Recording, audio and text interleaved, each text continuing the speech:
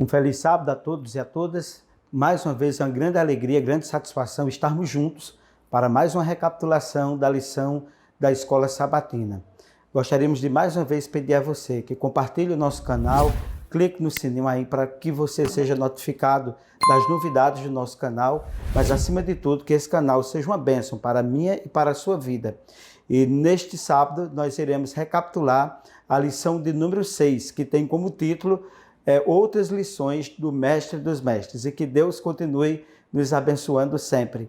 Vamos nesse momento fechar os nossos olhos em atitude de reverência, buscar a presença do nosso Deus e a orientação dele. Oremos. Senhor Deus e Pai, nós te agradecemos pela oportunidade de estarmos juntos, que tu venha nos abençoar neste momento ao recapitularmos a lição da Escola Sabatina. Abençoe o nosso amigo, nossa amiga que está nos acompanhando neste momento através dos seus equipamentos eletrônicos, que eles sejam abençoados por ti. Em nome de Jesus, amém. A lição desta semana, ela nos traz a continuidade da lição da semana passada, que aborda sobre o Mestre dos Mestres, outras lições apresentadas por Jesus. Jesus foi o maior pedagogo que existiu na história da humanidade. Sabemos que existiram muitos grandes pedagogos, como Pestalozzi, como Paulo Freire e tantos outros que tiveram uma representatividade na história e na educação do Brasil e do mundo. Mas Jesus Cristo, ele é um modelo na palavra, no ensino, porque os ensinamentos dele, a mensagem dele, traz também a mensagem de paz, amor, esperança, salvação e redenção para o ser humano. Neste momento, vamos ler juntos o texto para memorizar, que se encontra no livro de Marcos, no capítulo 10, no versículo 52, que assim nos diz: Então Jesus lhes disse, vai, a tua fé te salvou. Imediatamente tornou a ver e seguia a Jesus estrada afora.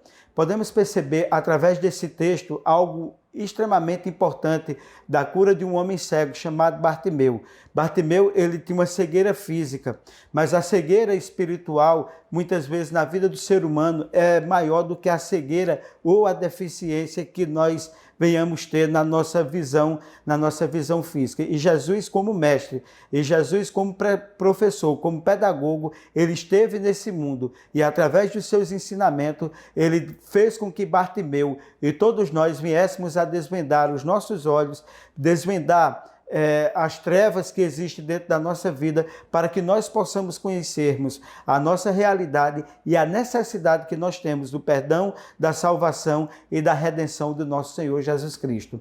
Então, portanto, duas perguntas são extremamente importantes para que nós possamos refletir sobre Jesus como Mestre dos Mestres. Primeira pergunta, que está ali no início da Bíblia Sagrada, logo no capítulo 3 do livro de Gênesis, quando Adão e Eva, eles desobedecem a Deus e eles são pegos de surpresa pelo pecado que eles fizeram, pelo pecado que eles se envolveram. E a primeira pergunta, quando eles estavam ali no paraíso, se escondendo da presença de Deus, é: onde você está? O que você está fazendo? Essas perguntas também elas podem refletir a nossa condição e fazermos com que nós venhamos refleti-las sobre elas para o nosso próprio bem. Deus, ele pergunta: onde você está agora? Onde eu e você nos encontramos agora?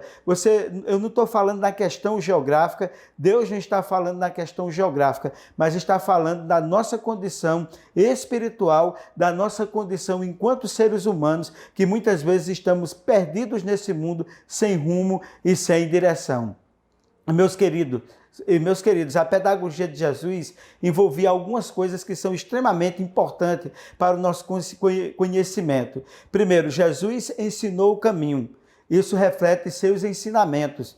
Jesus mostrou o caminho. Jesus nos deu o quê? O seu exemplo. Jesus abriu o caminho por meio de sua morte e da sua ressurreição. Jesus, ele foi extremamente relevante como mestre dos mestres, como pedagogo, para que nós pudéssemos encontrarmos o discernimento espiritual necessário. Que Deus nos abençoe ao compreendermos tópico por tópico da lição desta semana. Primeiro tópico da lição: em vez de se esconder. Vamos ver o que nos diz capítulo 3, versículo 3 do livro de Gênesis. Diz-nos assim: Deus disse: não comam do fruto da árvore que está no meio do jardim, nem toquem nele, do contrário vocês morrerão. Aqui existe o ensinamento de Jesus. Jesus, de forma clara, Jesus deixa claro para Adão e para Eva de que eles deveriam comer de todas as árvores que existiam no jardim, principalmente da árvore da vida, mas da árvore da ciência do bem e do mal. Eles foram ensinados que eles não deveriam comer e nem deveriam tocar naquela árvore, porque no dia que eles comessem, que tocassem daquela árvore, eles haveriam de morrer.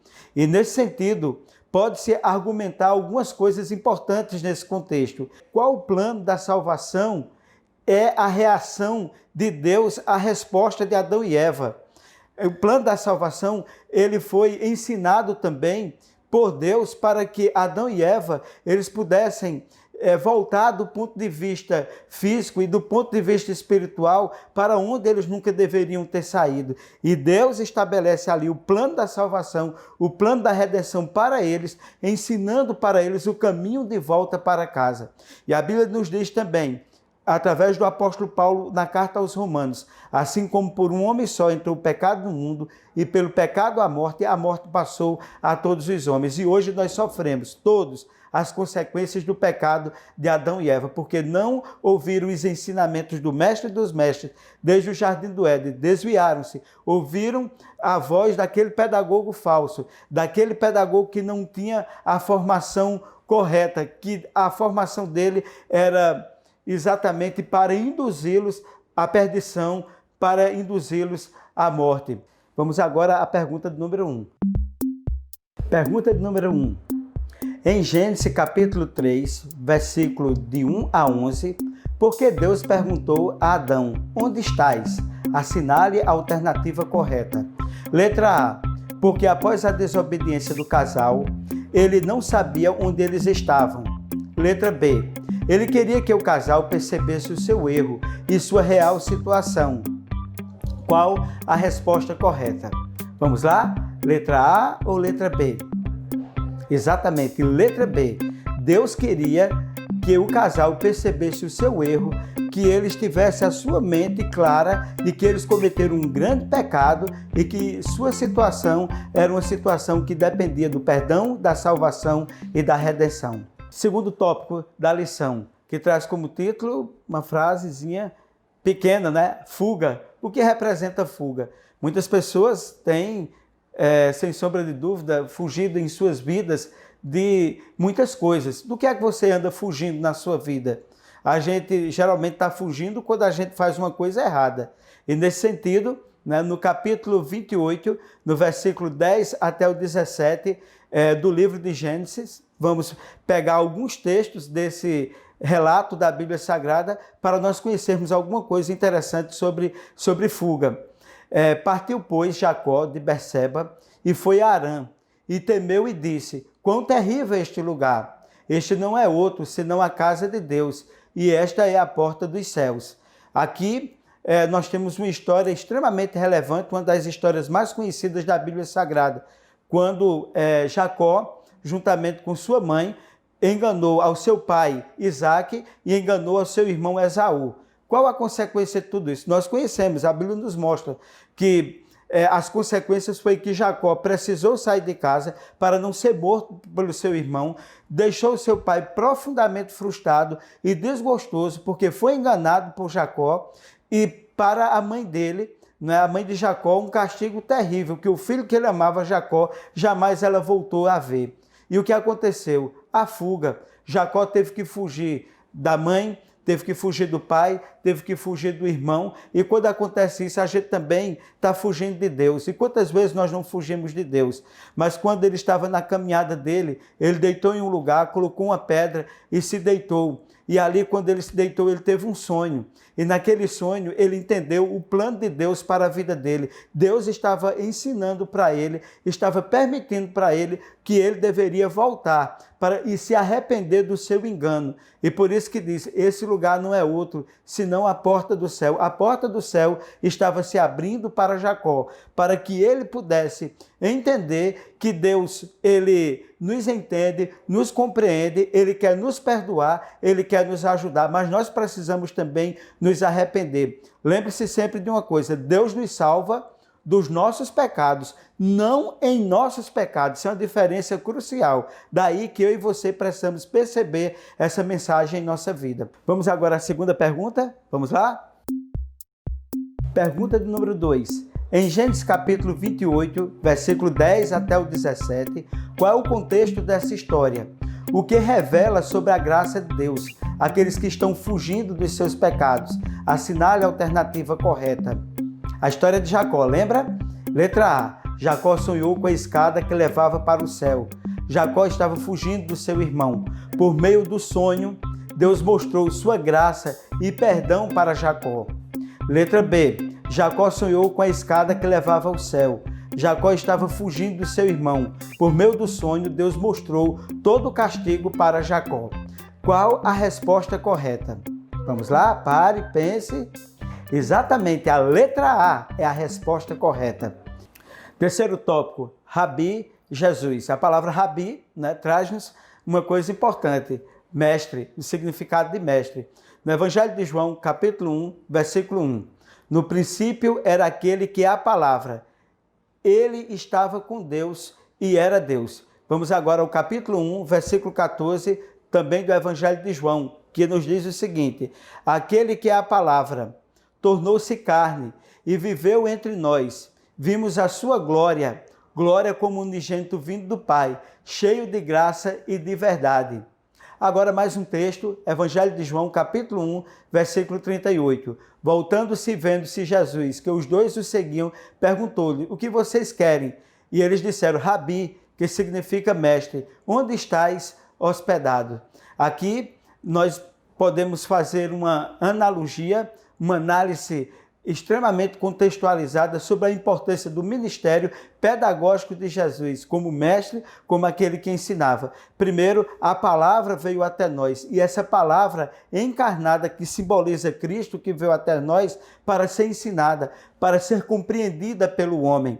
E os discípulos de João, nesse contexto, eles passaram a entender que Jesus era de fato o mestre dos mestres, porque eles foram preparados por João Batista para conhecerem a Jesus como o maior pedagogo, como o maior mestre, mas acima de tudo aquele que haveria de vir para oferecer perdão, salvação e redenção para o ser humano. Eu e você precisamos compreender isso e guardarmos isso no nosso coração e na nossa vida. E nesse sentido, Jesus ele era um rabi, um mestre, porém, nunca houve um mestre humano como ele, pois ele é Deus. O Verbo se fez carne e habitou entre nós. O profeta Isaías diz que ele é maravilhoso, conselheiro, Deus forte, Pai da eternidade e príncipe da paz. Veja que coisa maravilhosa o que esse mestre, o que esse rabi, o que esse pedagogo, o que o nosso Deus tem nos a oferecer, nos ensinando o caminho de volta para a nossa casa. E nesse contexto de Jesus como rabi, mestre, Ellen White, ela chama Jesus o maior mestre que o mundo já conheceu. Eu concordo plenamente com ela, porque não houve um outro mestre como Jesus. No livro Sing of the Time, de 10 de junho de 1886, Jesus, o maior mestre de todos os tempos. Vamos agora à terceira pergunta? Vamos agora à terceira pergunta. Como Jesus passou a ser conhecido pelos discípulos de João? Assinale a alternativa correta. Letra A, eles o chamavam de Rabi, que significa mestre. Letra B, eles o chamavam de Rabi, que significa acusador dos pecados. Qual a resposta correta? Vamos lá? Exatamente, a letra A, eles chamavam de Rabi, que significa mestre. Vamos agora ao quarto tópico da lição, a mulher que retrucou Jesus. Ou seja, a mulher que contestou Jesus, tentou contestar Jesus. Veja como é importante. Vamos ler na íntegra essa história para que essa história seja relevante na minha e na sua vida. Saindo daquele lugar, Jesus retirou-se para a região de Tiro e de Sidom. Uma mulher cananeia, natural dali, veio a ele gritando: Senhor, filho de Davi, tem misericórdia de mim. Minha filha está endemoniada e está sofrendo muito. Continuando a leitura, mas Jesus não lhe respondeu palavra. Então seus discípulos se aproximaram dele e pediram: manda embora, pois vem gritando atrás de nós. Ele respondeu: eu fui enviado apenas para as ovelhas perdidas da casa de Israel. A mulher veio, adorou de joelhos e disse: Senhor, ajuda-me. Ele respondeu: não é certo tirar o pão dos filhos e lançá-los aos cachorrinhos. Disse ela, porém: sim, Senhor, mas até os cachorrinhos comem das migalhas que caem da mesa dos seus donos. Jesus respondeu: mulher, grande é a tua fé, seja conforme você deseja. E naquele mesmo instante, a sua filha foi curada. Meus queridos, que história linda, que história maravilhosa, que história relevante, que ensinamento de Jesus. Aquela mulher buscou a ajuda de Jesus, buscou Jesus porque sabia que seria ajudada com ele. Mas se você observar na história, quando ela procurou Jesus,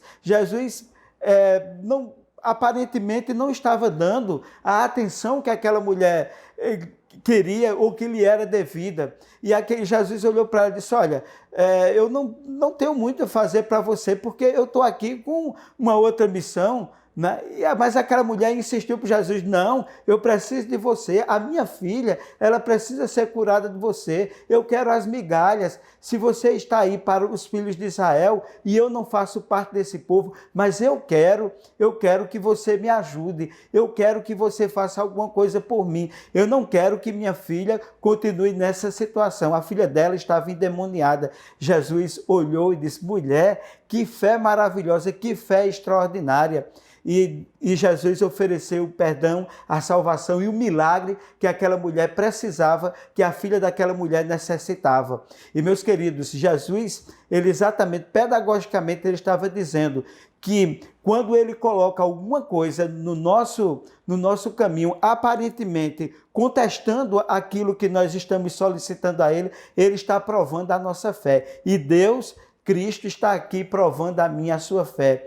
E eu diria a você o seguinte, para você e para mim: sem fé é impossível agradar a Deus. É preciso que quando nós nos aproximemos de Deus, sejamos como essa mulher cananeia, tenhamos uma fé relevante, mesmo que nós sejamos contestados, mas que a nossa fé seja inabalável. Pois a fé, segundo Paulo, em Hebreus capítulo 11, versículo 1, diz o quê? A fé é o firme fundamento das coisas que se espera e a certeza das coisas que não se veem. Portanto, uma história do Evangelho ainda é mais extraordinária, por mostrar que mesmo quando alguém retruca a Jesus, ele ainda ouve, porque Jesus aí está na sua missão didática, trazendo um ensinamento de que ele está aqui provando a nossa fé. Vamos agora à quarta pergunta.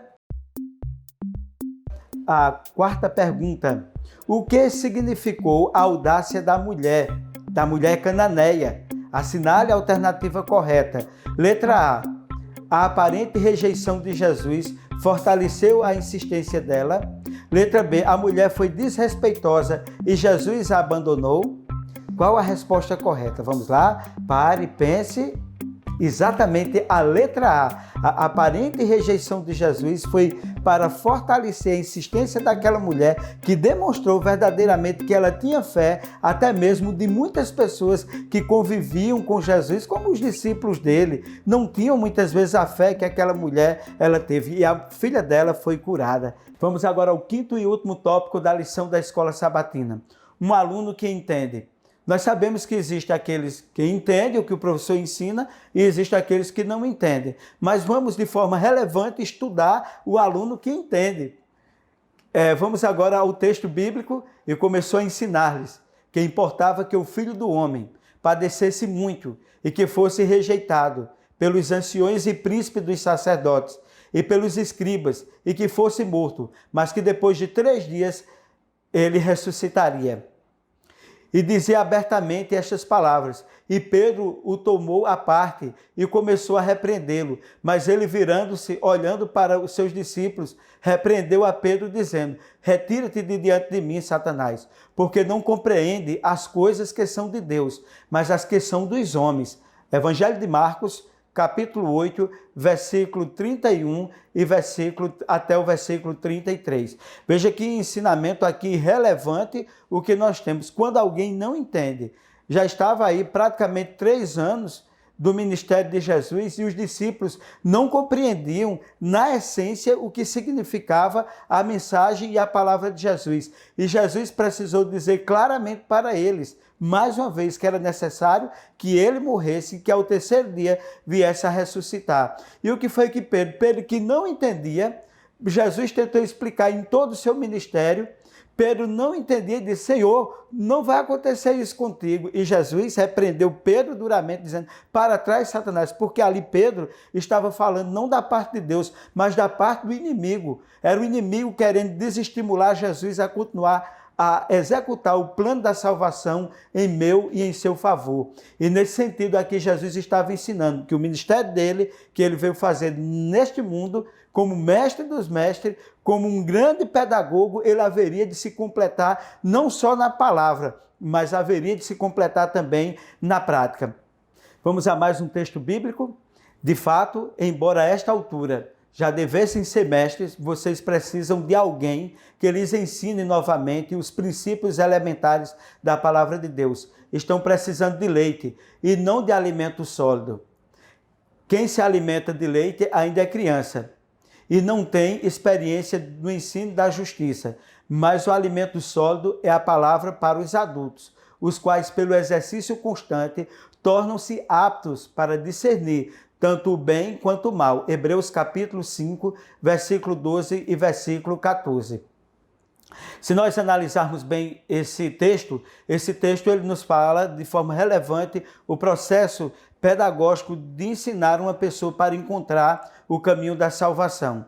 Note que quando na educação secular existe o ensino, a educação infantil, o ensino fundamental, o ensino médio, o ensino superior, a pós-graduação lato sensu, a pós-graduação estrito sensu, que são as especializações e os mestrados e doutorados. Na vida espiritual, é preciso que nós entendamos uma coisa, que quando nós preparamos uma pessoa para o batismo, uma pessoa para conhecer a palavra de Deus, nós não podemos começar com um alimento que seja, ou seja, uma mensagem que seja muito complexa. Assim como na educação secular, a criança ela precisa ser alfabetizada, a pessoa que está aprendendo os primeiros passos para compreender o caminho da salvação, para compreender o perdão, a salvação e a mensagem de Jesus, ela precisa ser ensinada com o quê? Com os primeiros passos, ensinando os conceitos da Bíblia, a importância da Bíblia, a relevância da Bíblia e aos poucos,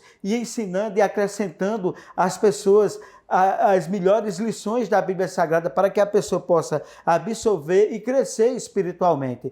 Então, fazendo isso pedagogicamente, ensinando como o apóstolo Paulo, ele ensina nesse texto que estamos apresentando aí do livro de Hebreus, nós iremos, sem sombra de dúvida, fazermos com que a pessoa compreenda e aos poucos na vida ela vá o que? Aprofundando na palavra de Deus. E como diz o hino, a cada passo que eu dou na vida é um degrau a mais que eu suba ao céu. E quanto mais você aprende, mais você vai desenvolvendo a sua fé, você vai desenvolvendo e melhorando o seu relacionamento com Deus e estando, acima de tudo, mais perto da compreensão das coisas celestiais. E lembremos todos nós de uma coisa: há muito que é dado, muito será cobrado. Então, quanto mais nós aprendemos, mais nós seremos cobrados do nosso testemunho, do nosso amor pelas pessoas e do nosso compromisso em apresentar, assim como Jesus, um evangelho contextualizado, um evangelho que leve uma palavra de fé, amor e esperança, perdão, salvação